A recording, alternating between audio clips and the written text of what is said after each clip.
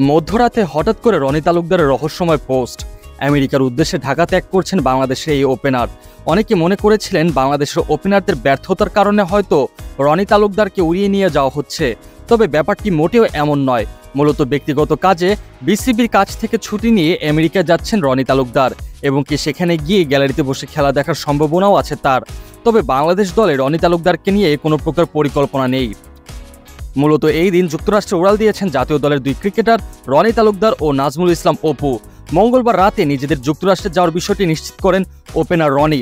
নিজের official Facebook পেজে একটি ছবি পোস্ট করে ক্যাপশনে যুক্তরাষ্ট্রের পতাকা ও একটি বিমানের ইমোজি জুড়ে দেন তিনি।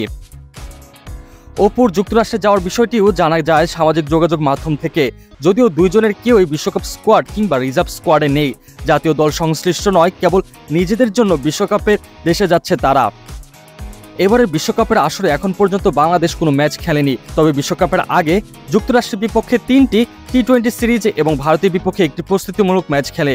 মোট 4 ম্যাচের মধ্যে বাংলাদেশ একটিতে জয় পেয়েছে, আর বাকি 3টিতে শোচনীয় হার বরণ করতে হয়েছে। আর এই হারের পিছনে অন্যতম কারণ ছিল ওপেনারদের ব্যর্থতা। সৌম্য সরকার, লিটন কুমার দাস, নাজমুল শান্ত কেউই ব্যাট হাতে ধারাবাহিক নন। তানজিদ তামিম এই ভালো তো এই খারাপ এমন অবস্থা। দলের ওপেনারদের যখন এত বাজে অবস্থা, সেই মুহূর্তে অনেকেই রনি তালুকদারের এমন পোস্ট দেখে ভেবে নিয়েছিলেন দলের ওপেনিং সংকট কাটাতেই মূলত রনি তালুকদার কেটে নেওয়া হচ্ছে যুক্তরাষ্ট্রে।